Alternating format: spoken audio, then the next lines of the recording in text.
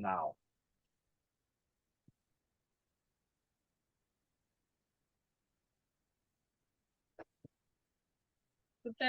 Good morning.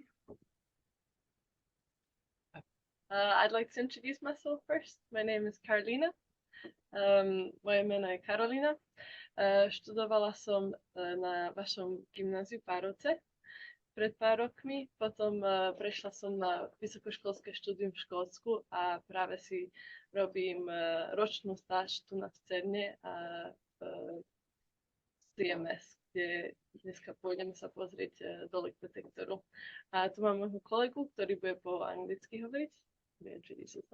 Ahoy, that's the only Slovak word I know, so good morning everyone. My name is Zein. I'm a Lebanese computer engineer working at CMS, and it's very nice to give you this virtual visit along with Karolina. Takže bude to trošku mix slovenčiny a angličtiny. Budem sa snažiť čo najviac po slovensky hovoriť. Taktiež, keď budú nejaké otázky, kľudne sa pýtajte po slovensky. Ak niečo nebudete rozumieť, čo bude hovorené v angličtine, tak takisto sa ozvite a budem prekladať. A taktiež pýtajte sa otázky počas celého, že má to byť interaktívne, takže niečo uvidíte, čo vás bude zaujímať, tak povedzte, že budete chcieť nejaké vysvetlenie, tak sa budeme snažiť vám to čo najlepšie vysvetliť. I was just saying how if they've got questions that they should just raise them throughout the whole process of it. Takže môj kolega tu na Zein pôjde dole do podzemia, kde sa nachádza náš detektor, jeden zo 4 veľkých detektorov, experimentov, čo tu máme v Cerne. A ja budem tuto na povrchu, budem tiež trošku viacej ešte bližšie rozprávať o tom, čo tu v Cerne robíme, konkrétne v CMS. Don't know if you go to the underground now or yeah. Okay. I'll see you guys underground.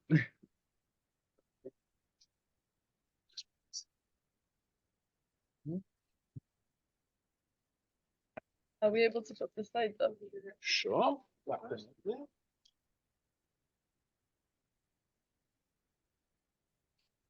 Thank you. Tak, aby som vám trošku viacej predstavila, ako to tu v Cerne vyzerá, čo tu máme. Tak, čo vidíte tú žltú čiaru, teda kruh, tak to máme náš veľký urýchlovač častíc, najväčší.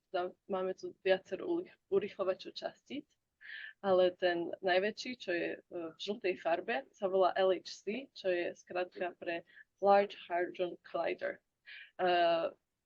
Okruh má 27 km, teda je 27 km dlhý. A na tomto urýchlovači častíc sa nachádzajú 4 hlavné experimenty. Tu sa práve nachádzame my v CMS, to je inak na francúzskej strane, teda sa nachádza obe aj vo Švajčiarsku, aj vo Francúzsku. Tu kde vidíte CEN napísané, tak tam máme hlavný campus a to je na švajčiarskej strane. Takže dneska ráno mi to trvá asi cca pol hodinku prejsť autom, keď sa chcem nachádzať tu na CMS. A ešte, aby som vám nejak priblížila, že ako je naozaj veľký tento urýchlovač častíc, tak tuto v modrom máte vlastne ten okruh 27 km a ako vidíte, vlastne celá Nitra by sa zmestila do tohto okruhu. A keby sa pozeráte na to vlastne ešte raz tuto, tak na severe je CMS a to by sa nachádzalo tu a potom teda hlavný ten campus máme tu nás. A ešte by som chcela povedať, že na tom hlavnom campuse to sa nachádza ďalší, jeden z tých 4 detektorov, sa volá Atlas. CMS a Atlas sú vlastne dva také tie general detectors, teda hľadajú celkovo rôzne tie častice a CMS a Atlas sa zúčastnili na nájdení Higgsovho bozonu, čo je vlastne taký najväčší vynález tu na CERNe, teda keď sa potvrdila tá teória o Higgsovom bozone. A teraz zároveň budete aj vidieť, ako Zein ide do podzemia. Teda v prvom rade nie každý sa môže samozrejme dostať do podzemia, lebo je to, musí to byť regulované, že kto tam ide, lebo je tam veľa vecí, ktoré musia byť aj ochránené, ale aj pre safety reasons a pre bezpečnosť, kde v podstate ja teraz pracujem, robím pre CMS Safety, tak pre tie bezpečnostné dôvody tiež to musí byť takto ochránené. A vlastne nemám to teraz so sebou, ale aby sme sa dostali do podzemia, máme každý náš vlastný dozimeter, ktorý má dva účely. Jeden je pre zaznamenávanie, že koľko sme v podstate radiácií získame, alebo teda dostaneme. A pre druhý účel je, že má to čip v sebe, s ktorým sa vlastne vieme dostať do podzemia.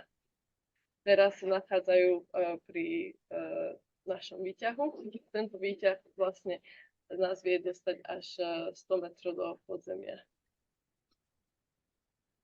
Sorry, are we supposed to be hearing Zein? He is supposed to hear, yeah. Okay. Teraz aj tuto vidíte na obrazovke. Vám vlastne počas celej cesty vo výťahu ukazuje, že ako vysoko sa dostávate.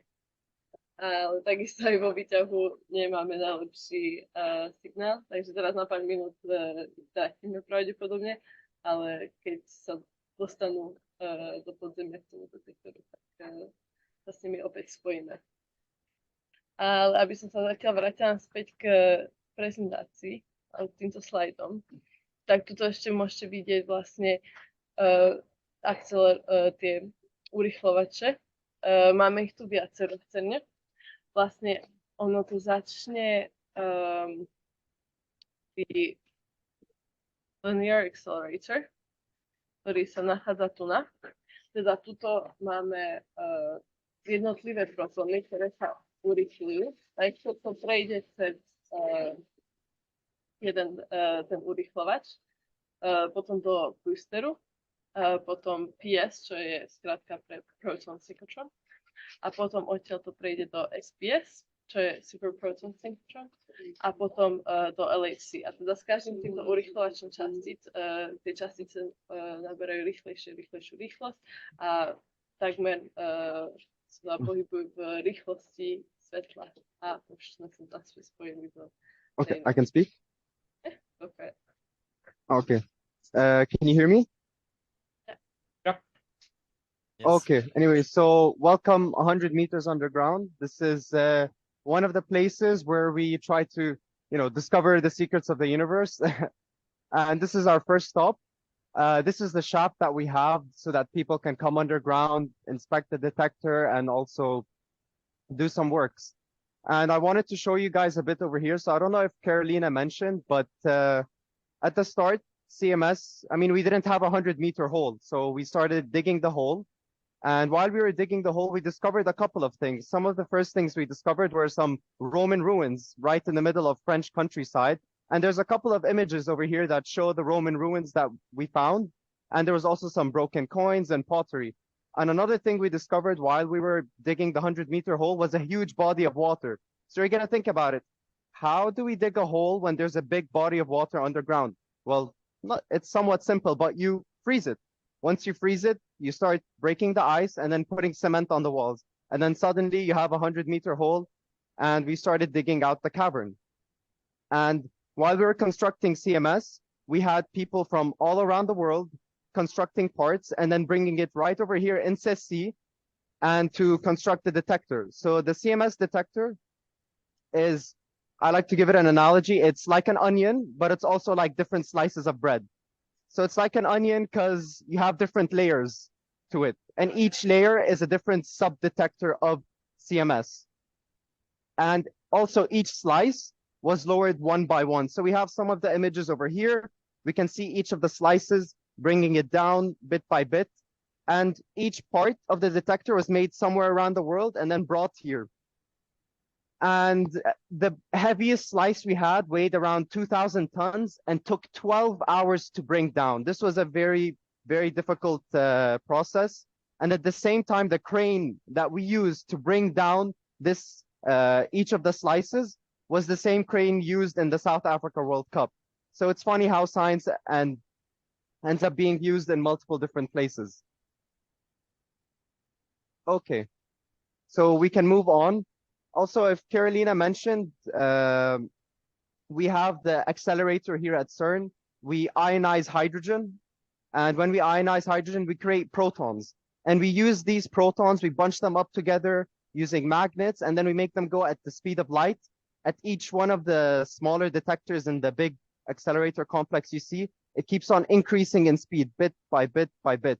And at some point, we reach 9.999999, I don't know how many nines, percent of the speed of light. And so you can imagine you have a bunch of particles going at the speed of light. Think about the number of collisions we have per second. It's around 40 million collisions per second. And this is a big amount of data. And we go from these 40 million collisions up to just 1,000 to study. So a lot of what we do at CERN is like searching for a needle in a haystack. It's a difficult job, but throughout our quest of discovering the secrets of the universe, quote unquote, we were able to create some technology that benefits humanity. Some things that you use, for example, the internet, we made it at CERN. MRIs, X-rays, and cancer prototherapy, a lot of the technology to make these machines came from CERN. So this is what we do at CERN. We discover the secrets of the universe, and on our quest, we end up doing things that benefit society. So welcome to CERN, I guess.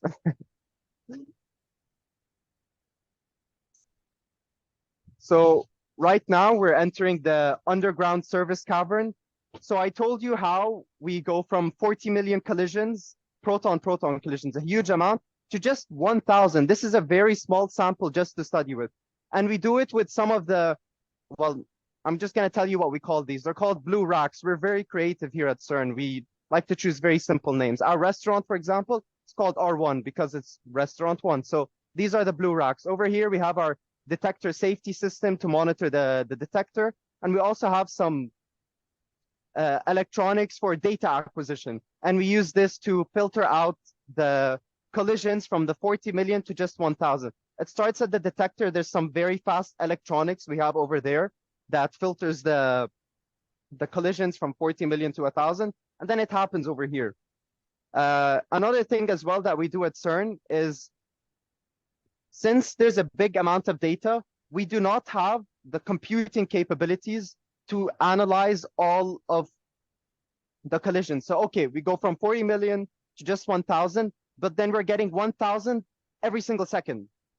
So think about how much this would be after 24 hours, or after 1 week, 2 weeks, or an entire year of running the detector. We're getting 1,000 collisions per second that we're storing. So we start off with these 1,000 collisions. They, after some from the 40 million to 1,000, they get sent to the main data center we have at CERN. And then, since we don't have all of the computing capabilities to do that, some very smart people at CERN thought about setting up different computing centers around the world. So we have this entire grid of computers running, distributing, and analyzing the data that we create at CERN. So this is also part of what CERN is. It's a place that brings people together from all around the world. So CMS is a collaboration of 250 different universities from 50 different countries. You're talking about people from, you know, Lebanon, Slovakia, Germany, and everyone's just coming here for peace and science. And this is what we do here. And part of the entire collaboration of these computing grids is to analyze and help promote science that we do at CERN. So, okay, I think Yeah. Thank you, Zein. That was very nicely said. Yeah, I hope everyone understood everything Do that you was want to said. take it over from here or? Oh, no, it's okay. You can Just- keep talking.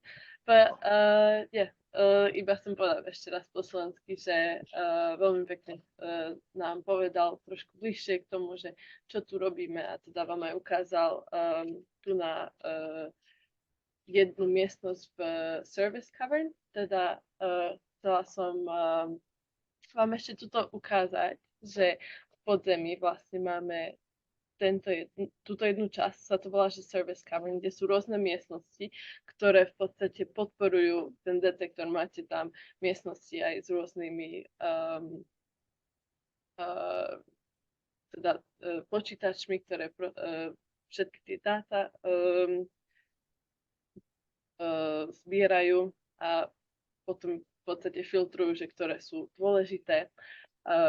Sú tam rôzne iné miestnosti aj na ochladzovanie detektoru a tak ďalej. A potom v tejto časti tu máme ten detektor. Teda sú dve veľké Okay. tunely alebo čo. Yeah, sorry.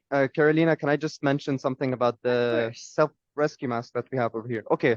So one of the big priorities we have at CERN is safety. Safety is the #1 priority we have here. So whenever we run the detector, we have a large amount of radiation somewhat. And we have a lot of courses that people take when we first come here to learn about safety, how to deal with radiation, electricity, etc. And part of the things we have to do before getting our, acceptance somewhat to come underground is to learn how to use this self-rescue mask. So this works similar to the masks that fall in an airplane. So we usually have these like couple of minutes when we first enter an airplane, they tell us how to use this mask. And this works the same way. It has some chemicals inside it that do a chemical reaction and it allows you to breathe oxygen. It creates oxygen and then allows you to breathe normal air somewhat. And the reason why we do this is because sometimes in the tunnel, for example, since we have helium to cool down the magnets so that they can become superconducting.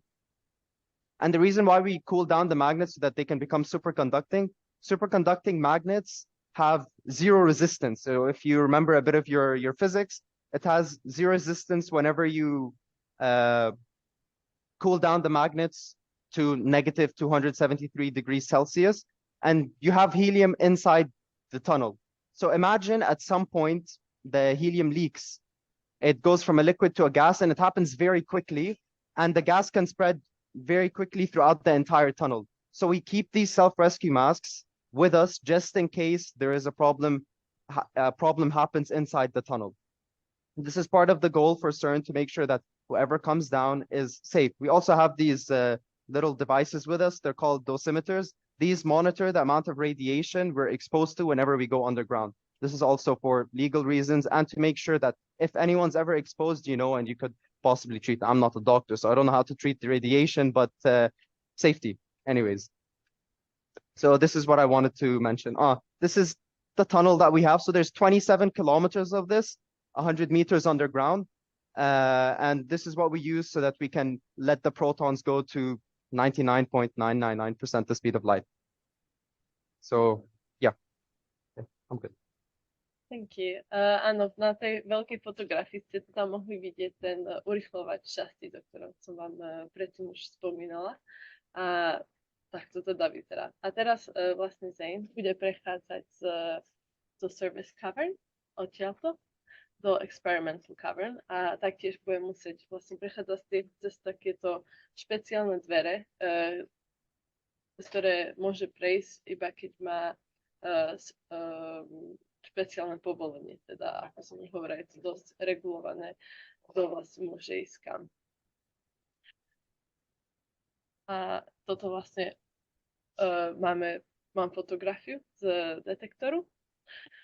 Spomínala už predtým, že v podstate môžeme popísať CMS, náš detektor, ako že má štruktúru ako cibula.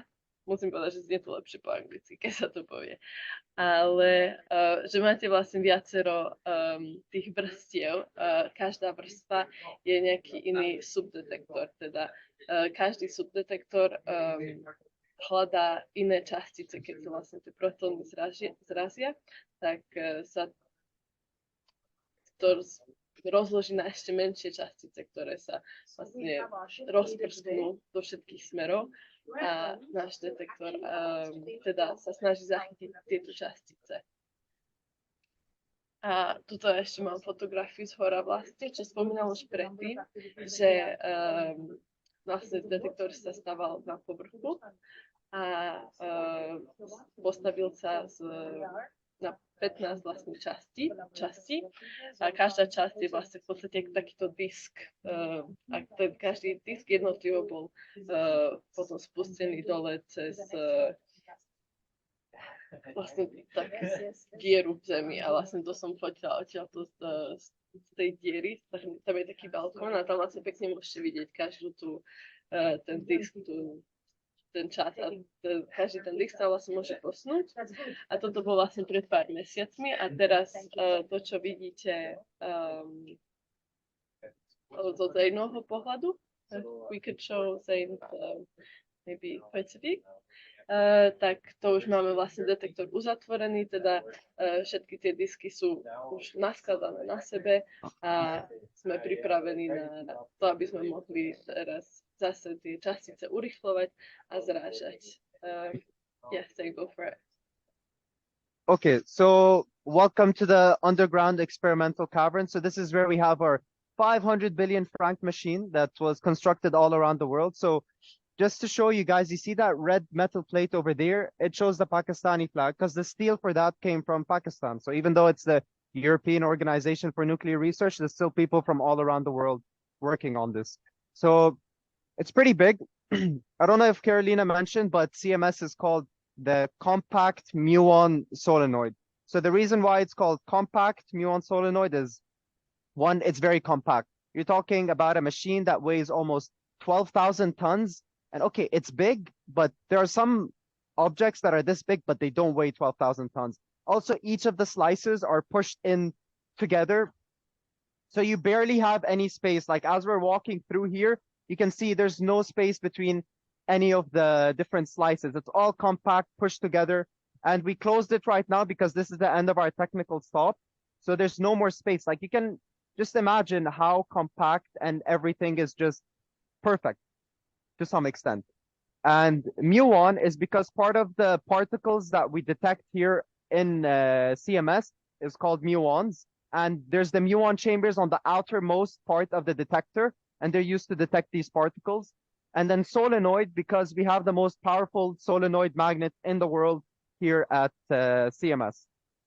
So one more thing I wanted to show you guys as well is over here, whenever we have our technical stop, so right now we just finished our technical stop, we have to remove everything over here and take it all the way up 100 meters underground. So there's all these like yellow steel parts, and this orange tube as well opens up.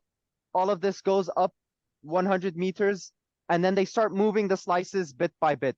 They open up the detector, and they start working on each slice and doing works on the electronics in case there's any problems. And then you're gonna ask, okay, how do you do it? There isn't enough space to do any of this. So at the bottom over there, there's these orange pads. They're called air pads over there. And what we do is that we get pressurized air and we make the detector weigh less, and we start weigh as in like weight, and then we start moving it bit by bit. So we have to do this for every single slice. We need to move it one by one, and it's a big operation, either 1 meter, 2 meters. And then this way we'll have access to the different parts of the detector, and we can start doing our work. So you have people coming in with cherry pickers, with different types of machinery to access different parts of it. So yeah, that machine over there is a cherry picker, for example. And over there, that blue, I'm not sure if you can help me what it, a scissor lift as well over there. So yeah. Yeah, you can go up. Áno, takže veľmi pekne nám vysvetlil a ukázal Zein, ako vlastne vyzerá teraz ten detektor. A teda už to aj spomenul, že teraz Not už sme na accessible? konci Ah. nášho technical stop, teda od novembra teraz do februára sme mali vlastne v podstate akoby pauzu, kde sa nediali žiadne tie zrážky, teda žiadne protóny neboli urychlené v tých urychlovačoch, žiadne zrážky sa nekonali v tých 4 detektoroch a všetko bolo vlastne zastavené. A to je vlastne na to, aby sa robili nejaké opravy na detektore alebo nejaké veci vymieniali a tak ďalej, stále vylepšovali. A teda, ako sme spomínali, že keď treba robiť nejaké tie napríklad opravy na tom detektore, je to niekde viacej v strede, na nejakom inom subdetektore, čo je trošku viacej bližšie, kde sa konajú tie zrážky, tak dostaneme sa k tomu tak, že sa tie disky vlastne posunú a vlastne nám už aj vysvetlila, že sme mali tie oranžové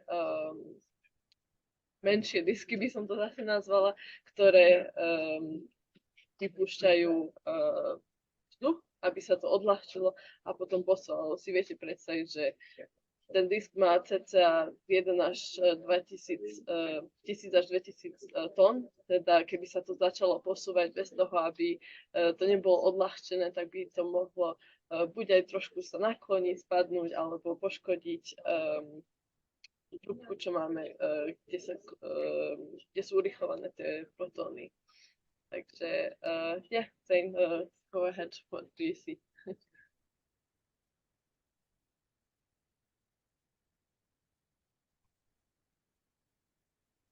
Toto vlastne môžete vidieť inak odtiaľto balkón, z ktorého som predtým fotila tú fotografiu. Teda trošku tam aj vidno, že máme povrch, teda 100 metrov je táto diera, ktorá je teraz otvorená, ale o pár dní sa bude zatvárať, kvôli tomu, že keď sa zase spustí ten experiment, kde sa budú zrážať tie častice, tak sa bude veľké množstvo radiácie dole v podzemí. Tým pádom to musí byť úplne uzatvorené, aby sme vlastne my všetci boli ochránení. Takže ako už Zein spomínal, bezpečnosť je naozaj naša top priorita, najdôležitejšie, čo teda musíme hľadiť. Teda samozrejme chceme zistiť všetko možné, čo sa týka fyziky nášho sveta a tak ďalej, ale vždy musíme teda v prvom rade hľadiť na bezpečnosť aj nás, ale aj všetkých tých častí, čo tam máme. Okay. Yes, so I wanted to mention something as well, more about safety is #1 priority here at CERN. So we have a last resort safety system here at CERN. So before all of this was here, we had to first test out our safety system, like our last resort. If something goes wrong, there's a fire, we have these funnels over there, and this releases foam. And if this goes off, it's bye-bye CMS. But essentially, this is done manually. So the fire brigade, we have a fire brigade here at CERN. We have our own firefighters. And the reason for that is that, think about it. You're going to tell a firefighter from Geneva, like, hello, please come 100 meters underground and rescue someone. There is no way anyone can do that. So we have our own specialized team of firefighters that do trainings every day. And they also do some safety drills every now and then on how to evacuate people from underground. And our superheroes, essentially, that's what we call them. For us, we shouldn't intervene unless the firefighters should do everything. We shouldn't intervene if there's a problem. And they have to come here and unleash the foam system, but that's the last resort that we have here. So also our firefighters, sometimes they have to do like 40-minute running drills with the self-rescue mask just to get used to doing it. Like the chances of them using it isn't that high, but when you're in such a complex environment and the possibility of something going wrong is quite high, you have to be careful. So we have this team of people that are making sure that everything is all right. And if we're ever in a dangerous situation, they'll come and save us. So the CERN Superman, I guess. This is what it is. Yep, so that's what I had to say. Yeah, thank you. A taktiež ešte som chcela spomenúť, že kľudne, keď máte nejaké otázky alebo komentáre, tak iba si môžete zapnúť mikrofón a kľudne hovorte. No tak lebo- chcel by som sa spýtať, Áno, že samozrejme. či skúmate aj kvantové tunelovanie v CERNe? Uha, to je veľmi dobrá otázka. We got asked if we here at CERN if we look into quantum tunneling. Well, that's the literal translation of it in Slovak. That's a very good question. Oh, sorry, I hear myself back. That's a very good question. Not directly. Not directly. Not directly. Okay. Yeah, so there are multiple other things going on at CERN. Teda skúmajú sa to aj rôzne iné veci, ale teda hlavný cieľ alebo hlavné tie projekty, experimenty, čo sú tu, je skúmanie úplne teda základov našho sveta, z čoho sme všetci stvorení, tie najmenšie častice. A to je to, čo teda ja ako tak viem, čo sa tu robí, lebo naozaj, keď ste tu, tak spoznáte ľudí, že aj teda z celého sveta, ale aj, že robia na rôznych projektoch, ktoré sa aj nevedeli, že sa tu konajú v scéne. Takže keď niekoho spoznáte zase scénu, tak určite sa pýtajte, ale tak k kvantovému tunelovaniu vám bohužiaľ neviem moc povedať, ale teda ako už bolo spomenuté, že aj tak sa teda do toho nie nejak do detailov pozeráme. Dúfam, že som ti odpovedala na otázku. Ďakujem. A máme ešte nejaké iné otázky, alebo Okay, Zein, yeah, we can continue, I guess. Zein? I can't even You tell are where we muted. are. It seems like we're at the top of the detector, teda v podzemí, v tej časti, kde máme detektor, tak máme tam viacero balkónov v podstate, odkiaľ sa vieme dostať na rôzne levely z toho detektoru, lebo ešte sme vlastne ani nestihli spomenúť, že detektor má 15 metrov do výšky, teda je to v podstate ako 5-poschodový nejaký barák, dom. Takže si to tak nejak viete predstaviť, že naozaj to veľmi vysoké. Takže potrebujete viacero balkónov, teda poschodí, ako sa dostať k rôznym častiam detektoru. A tu nás teda napríklad vidíte, ako sú na scissor lift, teda jeden z našich prístrojov, ktoré sa používajú na dostať sa do nejakých tých výšok, keď treba na niečom robiť. A teda naozaj viete sa vysoko dostať z týmto scissor lift. A na používanie takýchto prístrojov tiež potom treba prejsť rôznymi trainings a tak ďalej na scéne, takže naozaj treba byť opatrný a brať tú bezpečnosť vážne.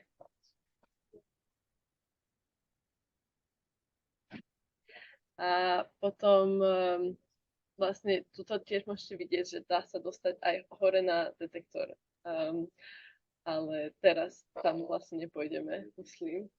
Okay. Yeah, I was just saying how you can also from this balcony access on top of the detector, but I am guessing we will not be going there.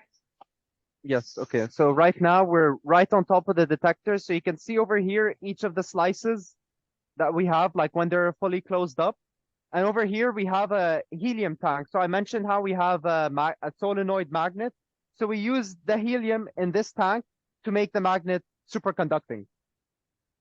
And you wonder, like, what's part of having a magnet inside a detector? So some of the particles can be charged, and the magnet will, when you have a charged particle going through a magnet, it's going to deviate. So this is, if you know a bit of your physics, that's what's going to happen essentially.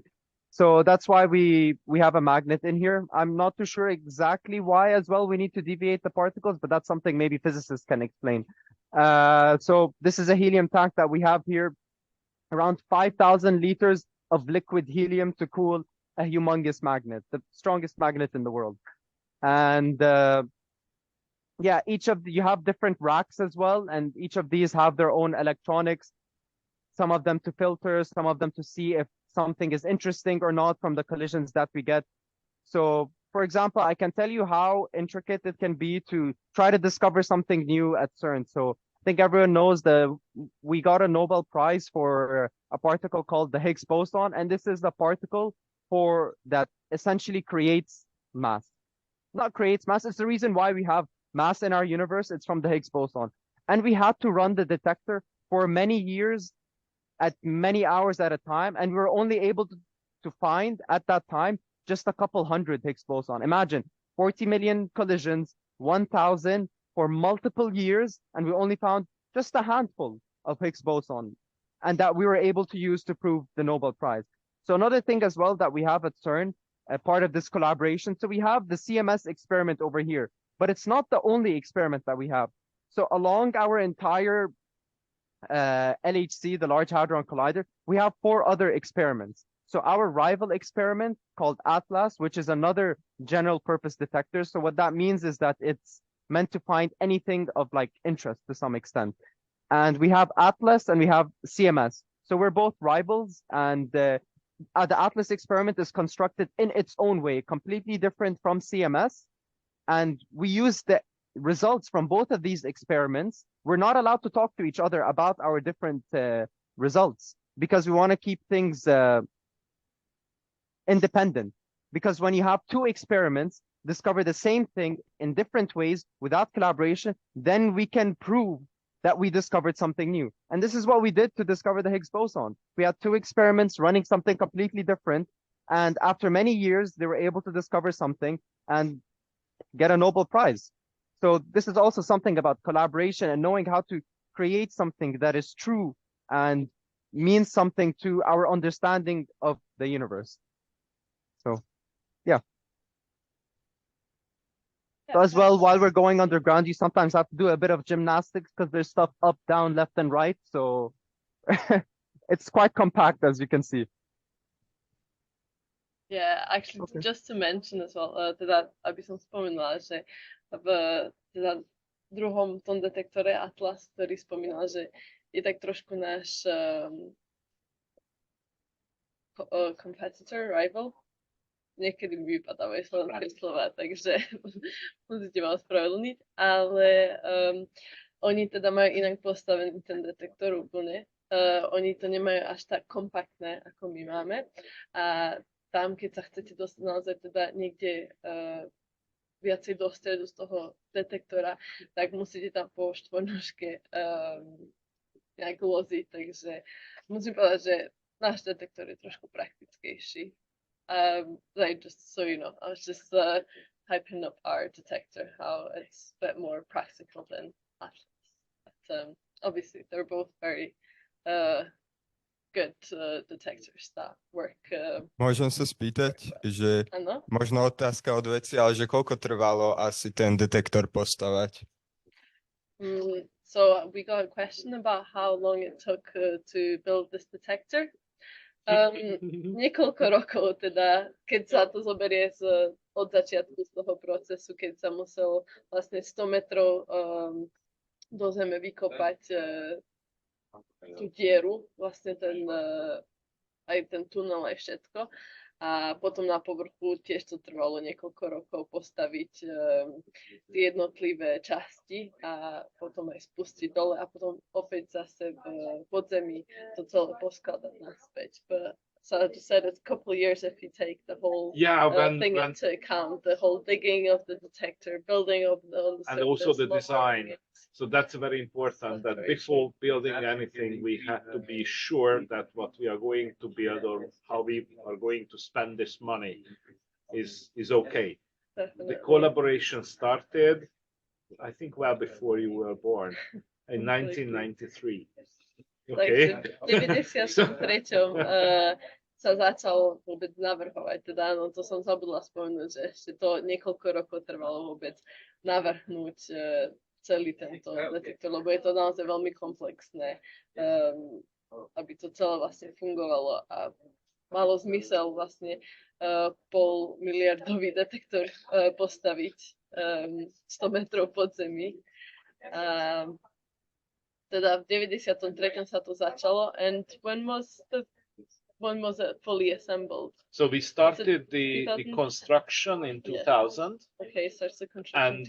And we finished with the construction underground as well. So we did everything on the surface, then we craned down. I think you have already told. Yeah. So the year when we were ready for the first beam was 2008. 8. Yeah. So it was a good 15 years from the Wow. beginning till the start of the being able to operate Yeah. first. Takže potom ešte v 2000 roku teda sa to začalo naozaj stavať, teda ten fyzický detektor, a 2008 to bolo, keď už v podstate sme boli pripravení na tie zrážky, že bolo to už kompletne postavené. Ďakujem. Okay. So, Carolina, can I take it for a Yeah. bit? Go for it. Yeah, okay. This is just perspective of myself. I'm like maybe 175 centimeters, and the entire detector can just see how large it is in comparison to a normal person. It's pretty impressive, if I can say so. The first time you come in and look at this, it's amazing. In person, you can see just how, like, look at all these cables over here. Each one of them have their own purpose. You know, if I remove a cable right now, I can make a very, very big problem, but every single detail matters. There's this one time, I think they were closing the detector and a single cable broke. And you're talking about moving like a couple 100-ton machine. You're closing it and suddenly you break one cable. You have to open it back up, fix that cable, and then close it again. And then all the other experiments as well will get pissed off, because when one experiment doesn't work, the rest of them somewhat don't work as well. Because it's like, you know, the Christmas lights, they're all in series. The detector is, the LHC is somewhat the same. Like they all rely on each other working at the same time, to some extent. And over here, we can see as well the air pads and how we're able to move each of the slices. So these are the air pads that put pressurized air and then lift it up a bit. I mean, it's not going to float, obviously, but it's just going to weigh less. And then over there, we have some cables that are able to move the slices at whatever distance we want to move them. So typically, some people at some orientations, we could have the entire red slice go all the way at the end, and then the one in the middle stays at the center. So imagine if you want to just access the one in the middle, you have to open everything up just to fix like one thing that's just in the middle. So yeah. And also there's a bit of a funny story, but I mean, I can't show you it because we can't go down. But so under the detector, there's also another cavern. So you see how there's these the trench covers. So under it, there's another place. And there's someone very funny 15 years ago who drew a caveman painting, and it's still there, and no one knows who did it. This is part of the culture as well at CERN, where, I mean, the average age at CERN is around 27, so you have 50% of the people below 27, and so you have lots of students coming in to CERN as part of their first experience in the job field. So for myself, I'm 22, I came here around a year and a half, and this was my first experience here, and CERN was able to teach me a lot and make me become the person I am today. And you get to learn a lot of it, not just from being in the job field, working on different parts of CMS or with your team. You also get to learn because there's an entire environment of international people around you. And this environment teaches you a lot to grow and become a better person. This is also what CERN is. You know, you have the part where we're discovering the secrets of the universe. It's a collaboration as well, but it's also a place to teach young people like me and like you guys in the future, hopefully. So, as well, so you can see the effects of our very strong magnet. You can see the paper clips, they're sticking to the metal plate. Kind of cool. It's a remnant magnetic field as well. So after the run, we turn off the magnet, and this is what's left over, the remnant magnetic field. So you can imagine just how powerful it is. Imagine after like maybe a couple weeks, it's still strong. Not strong, but it's still working. Teda aby som vysvetlila, že čo tu ukazujú, je, že teraz ten magnet, ktorý tam máme, ktorý je najsilnejší svojho typu, tak on je teraz vypnutý a už je teda vypnutý zo pár mesiacov, ale stále vidíte, že je tam nejaký ten zostatkový magnetic field, mi vypadlo slovo po slovensky. Ale teda si viete teda, že ešte len predstaviť, že naozaj ako je silný ten magnet. Vlastne v podstate, keď je ten magnet zapnutý, tak tam nikto nemôže byť a aj budúci týždeň budeme v podstate upratovať celú túto veľkú miestnosť tým detektorom a musíme všetko odtiaľ vybrať, ktoré by mohlo. Napríklad, čo tam vidíte, ten rebrík, tak ten nebude môcť byť, lebo inak by začali iba letieť cez celú miestnosť. Takže naozaj musíme byť veľmi pozorní, čo sa týka hociakých vecí, ktoré by mohli byť ovplyvnené tým magnetickým fieldom. Yeah, sometimes we used to have visits in the virtual visits in the cavern. When the magnet is on, all right. Then we do not demonstrate it with paper clips anymore. We have a wrench tethered on a rope to the wrist of the presenter. But if we would do anything with the paper clips, they might fly through the cavern and they might make a short. Exactly. So with the very small ones, we do not do any field indication. Only with the big one, and because the big one anyway would not fly through. But we are very that's very impressive indeed. When an M19 wrench is aligned with the field. It's a very powerful magnet when it's on yes. that. Mohol by som sa ja spýtať, Andrea. že aké experimenty sa plánujú teraz na najbližšie obdobie? Že čo sa bude skúmať? Ako u nás konkrétne Áno, v CMS? áno. We got a question that what are we going to be looking for in the next couple of years here at CMS? So obviously we found the Higgs boson a few years ago, and then what will be kind of the next steps that we're looking for? So the Higgs boson is definitely not the end of the story. Yes. Now we are sure that the standard model is a good model. It describes quite well the interactions between particles and the fields, indeed the interactions. But we also know that this is not the ultimate theory. We're sure that there should be something out there more subtle that can give answers on such a question: why do we have this duality of the fermions and bosons? Why the masses are like that? What happened to the antimatter in the universe? There are several questions, countless questions in this field. So definitely, this is what we are looking for. We are trying to get closer to the answer. What is much more translatable for the experimentalist? Definitely, we are looking for physics processes that cannot be described by the standard model, or we are looking for hints on them. Even if we don't see the new particles, we might see their effect on the known physics processes. It's quite hard to explain, but indeed, every quantum mechanical process has its own probability to happen. This we call cross-section. And indeed, if we can measure the cross-section of the particle interactions, and if we see a tiny deviation from there, that might be the hint of a new physics. But of course, in order to do that, we have to collect enormous data, and that leads back to the answer of the question. We want to collect more and more data, even with a higher luminosity. That's going to be the LS3 luminosity upgrade project. We want to get much more data because more statistics can reveal this hidden new physics sector. We are extremely excited about that. Sorry.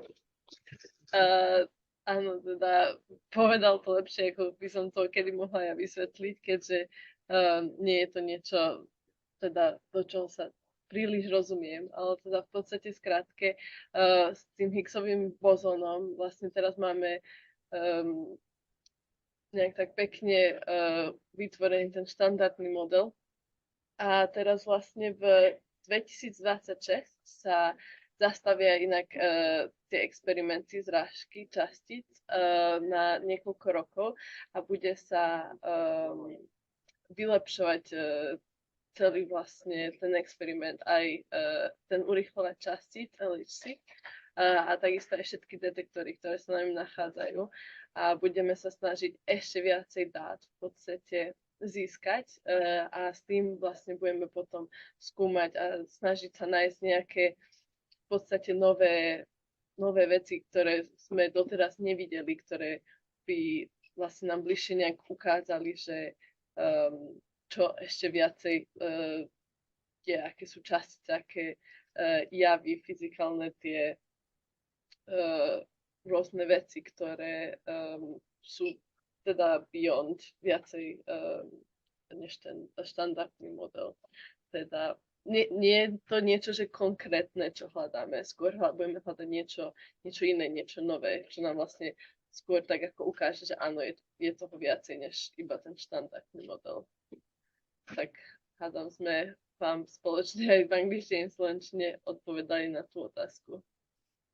Áno, ďakujem. A ešte sa spýtam, lebo študenti sa ma často pýtajú také otázky, že či sa podarila vyrobiť už antihmota, alebo či sa, nedaj Bože, čierna diera podarila už vytvoriť v CERNe.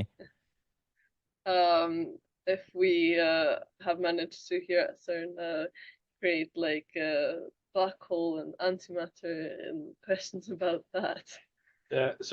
First of all, antimatter we do create. We have an antimatter factory, not here on the LHC, but in the AD. We do create antimatter, and we also have a trap for that, and collect antimatter and do experiments on that. For example, the famous one that has been just published a couple of weeks ago, that was the gravity experiment. That when we try to drop the anti-hydrogen atoms and observe that the gravity is counteracting the same way as the normal matter. This is a very important thing because there are some questions regarding to that.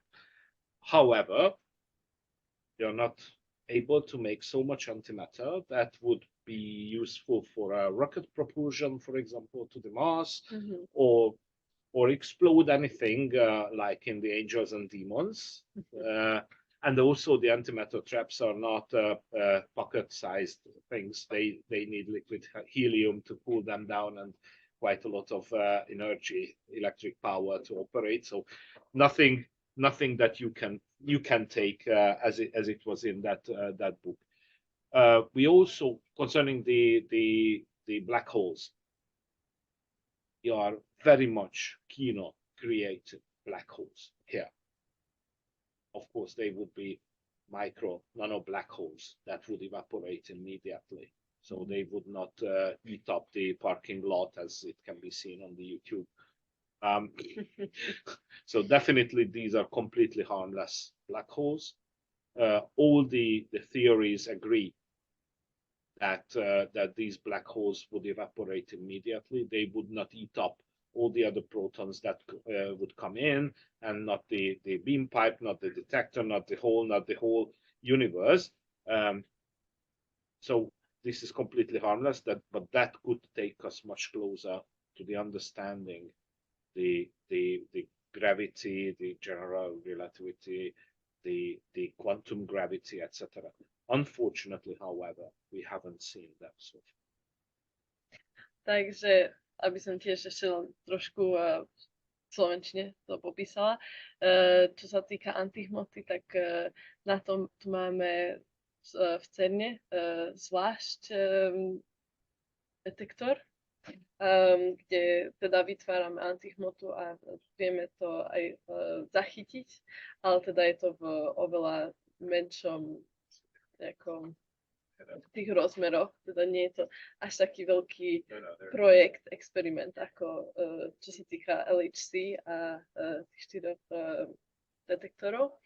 A čo sa týka čiernej diery, tak to sa nám ešte že nepodarilo, ale keby je áno, tak by to bolo v nano, mikro rozmeroch a nepohltilo by nám to v podstate nič, že by to hneď aj tak, že vymyslel, že nestalo by sa, že by nám to teraz pohltilo celý ten detektor potom alebo tak. Takže je to niečo, do čo sa určite tu v scéne pozeráme, ale by som povedala, že nie je to taký ten hlavný how should I say that? Like we are looking into, but it's not the main focus. This is something of the several hundreds of Like channels, maybe things but that we're doing yeah, here. but indeed, unfortunately, we didn't see them yet. Yes. So, okay, Zein. Yes. Okay. I wanted to mention one last thing. So luckily enough, we have some of our colleagues down there. They're running a little bit of an experiment. So in the future, we're going to end up having higher luminosity in the LHC. So essentially that means we'll have more protons in the bunches and there'll be more radiation whenever we're doing the collisions. So we need to put new shielding around the area here so that we can protect our detector and the people working here from the radiation. So they're running a little experiment so that they can find the future place to put this forward shielding. So a bit of why I wanted to mention this is because CERN is a place also that works along with the vision. So even though people started working on this in the 90s, there's still always plans to upgrade this. So parts of the detector are going to get removed and we're going to install something new called HGCAL. And also when they're making this new sub-detector, they're going to work on some CO2 cooling as well. And it's a really complicated industrial CO2 cooling process. And there's a lot of researchers working on it. And this is part of what we're doing. So we're working on physics, but we're also creating CO2 industrial cooling. And why would this be useful? Because then we're making some benefit from CO2. We have a lot of CO2 around, and it's for environmental reasons as well. If we're using the CO2 for our new sub-detector, that's better. You know, we're making some sort of benefit to society, and whatever industrial CO2 cooling we can make can be used in other industries possibly as well. So this is what CERN is. It's a place with vision, science, and always looking to the future. So that's it from me. And we're gonna go upstairs right now. Okay, thank you. Thank you. Takže pôjde teraz naspäť hore na povrch. Dúfam, že teda sa vám aj páčilo a zaujímalo vás, čo ste videli teda ten detektor pod zemi. Bohužiaľ teda sme nemohli to vidieť v takej tej otvorenej konfigurácii, ale aj tak myslím, že ste mohli celkom pekne vidieť hlavne tú veľkosť toho detektoru, že naozaj nie je to iba taký nejaký malý prístroj tam.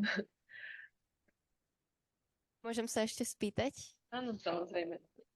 Že viete v CERNe nejakým spôsobom zachytiť gravitačné vlny, alebo prípadne, či by tie gravitačné vlny vedeli ovplyvniť nejaké tie projekty? If we're able to hear catch the gravitational waves. Exactly. No. Definitely the gravity is extremely weak with respect to everything else we are looking for here. At this level where we are with the energy, the gravity doesn't play a role. So we see only the three main interactions: electromagnetism, weak forces, and strong forces. The gravity is several orders of magnitude weaker, I think 10 to the minus 42. So definitely we cannot see anything like that. That's why we are so much rather keen on creating black holes, but we cannot at this moment. What you say is absolutely important.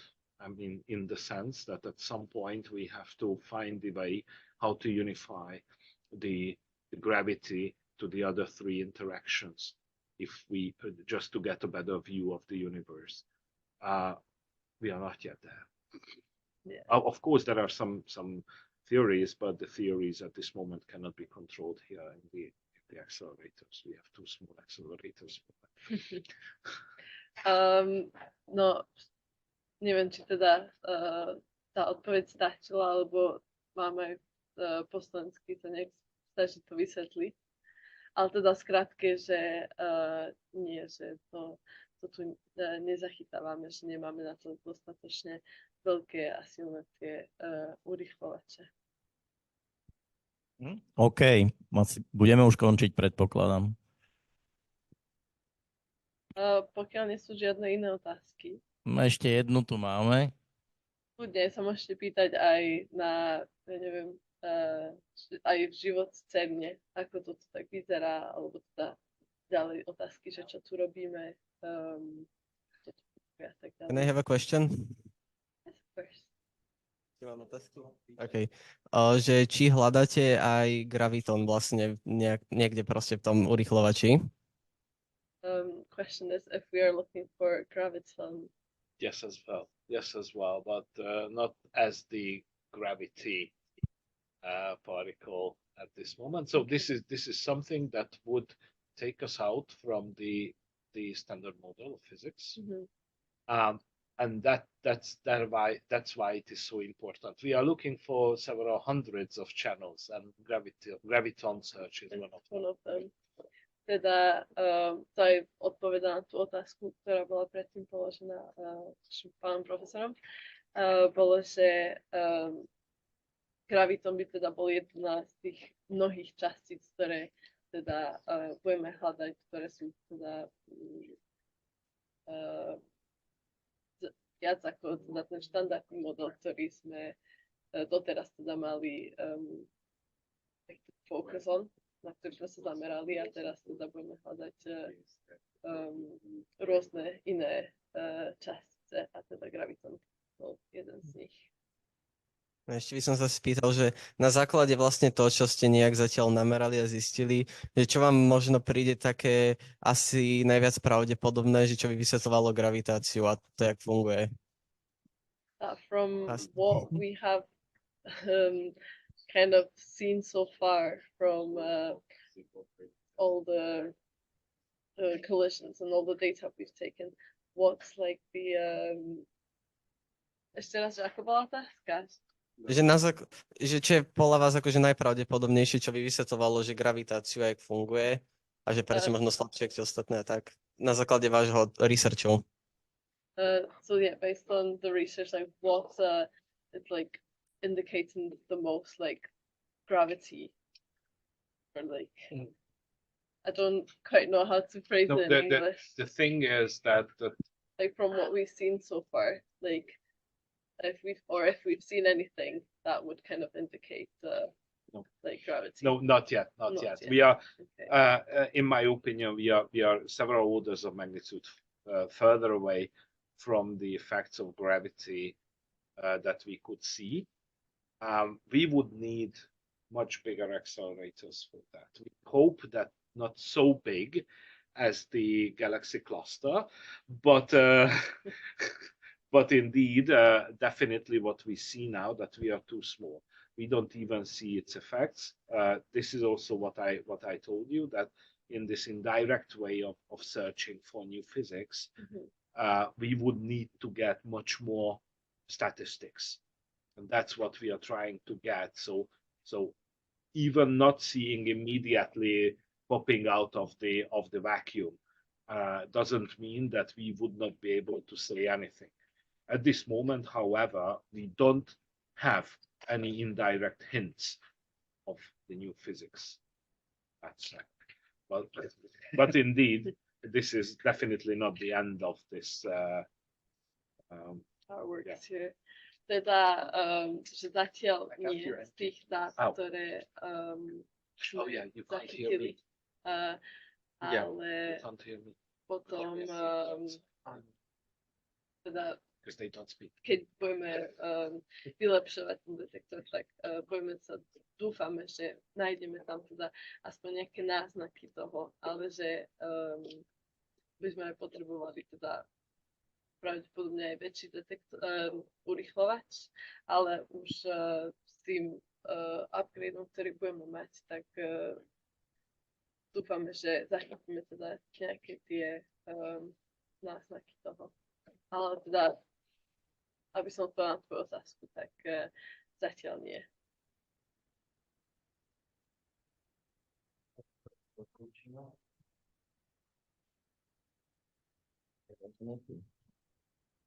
OK. Chcem No. spomenúť, že kde sa práve nachádzame, sedíme v control room, teda tu za nami máme ľudí, ktorí sú tu 24/7, pracujú a máme tu veľa aj obrazoviek a v podstate títo ľudia tu sú 24/7 a kontrolujú aj, či všetko tu funguje tak celkovo, či je všetko aj bezpečilo. Máme tu veľa však samozrejme systémov, takže keby nejaký alarm sa spustí a tak ďalej, tak oni sú tí, čo vlastne to prvý uvidia. A potom, keď máme aj experiment, teda zrážky, keď sa konajú, tak sú aj ľudia tiež 24/7, ktorí kontrolujú všetky tie dáta, ktoré vlastne prichádzajú, že či všetko tiež funguje v poriadku v rámci vlastne toho detektoru a tak ďalej. Takže to som chcela tak bližšie povedať, že kde sa vlastne nachádzame práve. Programátorov tam asi veľa robí tiež. Áno. Dobre. V podstate sú tu v cene ľudia ozaj, čo s rôznymi rôznych profesí, teda máme tu veľmi veľa fyzikov samozrejme, ale je tu ešte viacej inžinierov a inžinierov tu máme rôznych, či už stavebné inžinierstvo, čo študovali, strojářinu, safety engineers, programátorov napríklad, Zein, takže Zein. Ja by som mala ešte otázku, že jak dlho môže tam u vás človek zostať v tom podzemí a či boli ešte nejaké aj úrazy sa stali? V podstate teraz, keď tam nie je žiadna radiácia, nič, tak môže tam zostať akokoľvek dlho, ale keď je tam viacej, máme potom systémy, ktoré zaznamenávajú, že dokedy vlastne sa dostal do podzemia a ako dlho tam je. A keď tam máme niekoho v systéme zaznamenané, že viac ako deň, tak to už potom si dáme taký, že je to problém, ale väčšinou čo sa stane je, že sa nejakým spôsobom vlastne dostanú z toho podzemia bez toho, aby sa použili ten dosimeter. Sú akože špeciálne kľúče, teda, aby som vysvetlila. A týchto ľudí voláme teda, že ghost, teda, že máme ducha v podzemí. Ale teda v podstate nikto naozaj reálne nezostane dlhšie v podzemí ako zo pár hodín, ale ako je to tam absolútne bezpečné, že môže tam zostať človek hociako dlho. A nejaké úrazy veľké zle sme myslím, že nemali. Aspoň u nás tu v CMS. If we had any large accidents for people happening underground here at CMS. Of course, we are just like an industrial site. We have the same dangers. So, indeed, in our case, what is very important, that of course, we all can have an accident. Even I had I had an accident a couple of years ago. This might happen to all of us. But what is important that all our moves are governed by the safety rules. We all having the safety equipment. You saw it on Zein, the helmet. Probably you've seen also the shoes he had.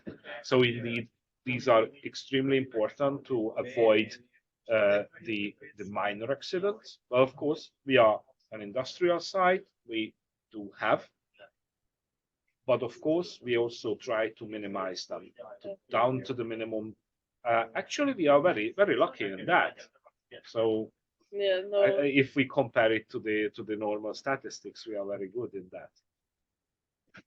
No, tak ja ešte aby som povedala, ja som tu iba zo pár mesiacov, takže určite za mojich časov sa žiadne zlé veci sa nestali, žiadne incidenty, ale aj tak celkom, myslím, že za týchto pár rokov, ako vždy, ako už bolo spomenuté, niečo sa môže stať, je tam veľa vecí, ale teda naozaj sa snažíme pre tú bezpečnosť a veľa je aj teda pravidiel alebo veci, ktoré sú pre ochranu teda ľudí. A teda za každým, keď idete do podzemia, vždy musíte mať príľbu a aj špeciálne topánky. Čo sa volá safety shoes.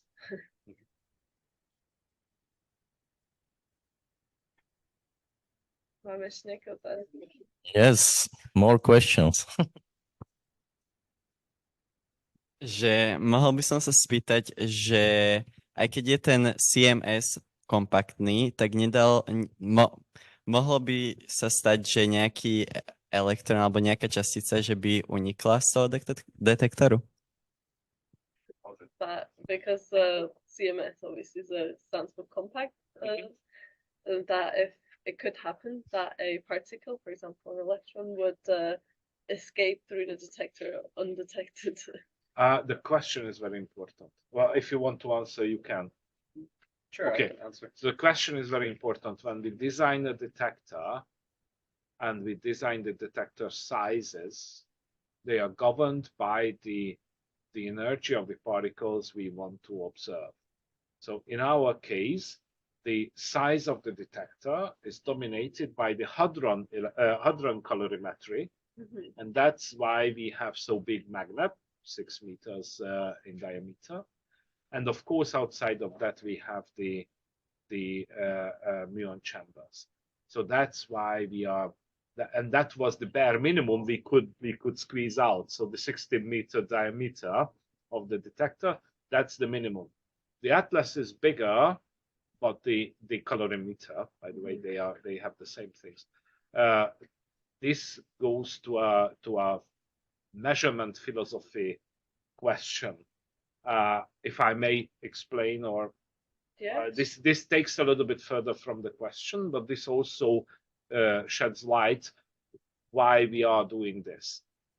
So if you want to measure, for example, the momentum of a charged particle, let's say the muon, which is extremely important in the observation of the physics we are doing here, you want to put it in a magnetic field and you want to observe how the path curves up, okay? How it deviates from the straight.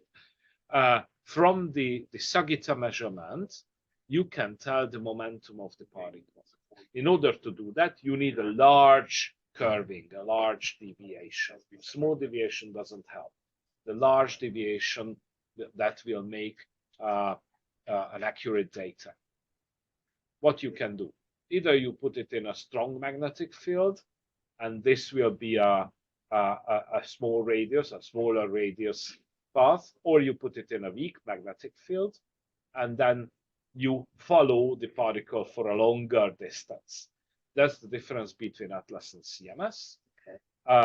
In Atlas, they have a weaker magnetic field, actually more complicated than we have. We have just a solenoidal field. They have a toroidal plus a solenoidal field.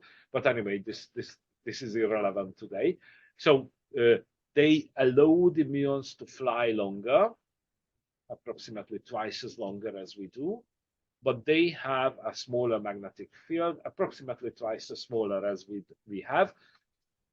But in order to do that, they have to hold the detector components. So they have a lots of iron beams and supports, etc. in the machine.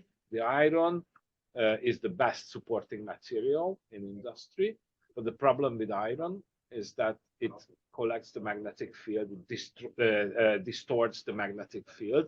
So in order to make a good measurement, they had to measure from point to point very accurately the magnetic field, not just measured, but simulated as well. They made it very well, indeed. But, of course, measuring something you cannot do with zero error. You have even if a tiny error, but you have. And that's the error that dominates the muon momentum measurement in Atlas.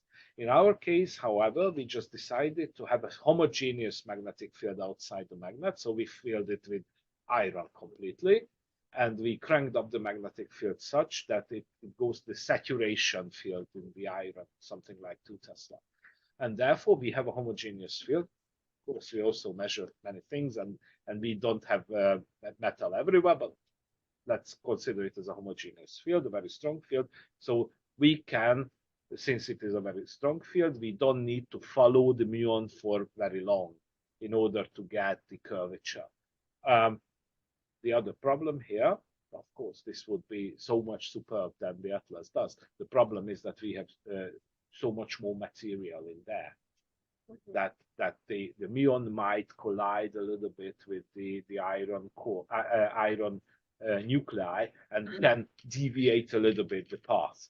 Of course, again, don't think of too big effects, but this effect is what is dominating our accuracy. Well, what the bottom line of this long story is that the muon momentum measurement, systematic error in Atlas and CMS are dominated by two different physical processes. But if they get to the same full momentum of the full muon decay, let's say we create Higgs and it falls apart into two Zs, and the two Zs fall apart again with two muons. And if you just sum up the momentum, you sum up the energy, and you get the center of mass energy of the parent particle, Higgs. If it is the same in both experiments, we can write the paper and can go to Stockholm. Nobel Okay, Prize. exactly. That's a very important thing. We need minimum 2 detectors with 2 different observation techniques, and if they confirm each other, then it's bingo. Otherwise, one detector doesn't. You would not be able to tell why you have the measurement. Of course, reality is a little bit more complex, but this is the bottom. Okay. There's also the Millikan experiment. Oh, that's a very weird. That's a very weird thing. So the question is that what if we don't see the new physics because the new physics particles live so long that they fly out of the detector far away before they would decay? The Millikan is something like 20 meters away from the collision point. We have rocks in between. This is in a different tunnel, and if there is somebody who can fly 20 meters, fly out from the detector without being observed, and decays there, then we would see. Actually, there were some discussions about to continue the Millikan up here on the surface 100 meters away. Oh, really? I hope that this is not completely abandoned, but this is also a question, and this is also something that might happen. And this is again a good example how physicists are thinking of the detectors and detecting new physics. Yeah. I think we are talking about the same thing the whole day, so that's exactly the same thing. Yeah. But I think just to like clarify what the question was, that if it happens. Sorry. No. It was actually really interesting what you were saying, but I think he was asking for if it happens that the particles don't get captured, for example, by the electromagnetic calorimeter, like if there's an electron that kind of goes undetected. This will not be undetected. This will not be undetected, but the detector is created such a way that this wouldn't happen. So obviously you cannot get more energy than what you put in. Yeah. And that's quite defined. If there is a punch-through event, this is what we are talking about in physics indeed. So what if, let's say, a hadron doesn't get stopped in the hadronic calorimeter, and it punches through to the muon system, and we would see it. Our softwares are developed such a way that should be able to tell. And also there is another so-called tail catcher in between detector that can tell this. But you are absolutely right. We have to be prepared for that. The preparation, one part is that we design such the detector that this shouldn't happen. It shouldn't happen. Right? If it happens, then you are able to catch it. Anyway, okay. Yeah. So hopefully that answered your question, unless you want me to explain it in Slovak. Thanks. Ešte, že mňa by zaujímalo, ako úplne nechápem, ako sa dajú urýchliť tie častice na tú rýchlosť. So the question is, how are we able to accelerate the protons to almost the speed of light, basically? Tak nie je to moja práve domen, z ktorej som by som veľmi veľa toho vedela, ale teda sa nejak tak jednoducho teda to budem snažiť vysvetliť, je, že máte magnety dokola, je to v podstate malá trúbka, cez ktoré idú tie protóny. A dokola sú magnety, ktoré sú vlastne ochladzované hélium na takmer absolútnu nulu. Je to na myslím, že nejakých 270. A tam vlastne máme tu superconductive magnets. A ja si pamätám, že sa to učia po slovensky, ale už som zabudla slovenské slovo na to. A vlastne máte tam potom takmer žiadnu tú resistance a s tým sa to potom dokáže urýchliť na rýchlosť svetla. Dobre, toto ja im vysvetlím, keď budú na seminár z fyziky chodiť, dobre? Dobre, ja neviem, z našej strany asi by sme aj mohli končiť, čak vy tiež toho máte dosť. Dobre, tak ak hej, s tým súhlasíte a ste spokojní s touto virtuálnou prehliadkou, tak pôjdeme naspäť do práce. Jasne, my vám chceme poďakovať, bolo to podľa mňa úžasné, takéto niečo nevidíme hocikedy. Keby sa to dalo niekedy v budúcnosti zopakovať, boli by sme radi, uvidíme a každopádne vám veľmi ďakujeme a poprosím potlesk. Thank you. Thank you. Ďakujem. Čau. Ďakujeme. Majte Thank sa. you very much. Thank you very much.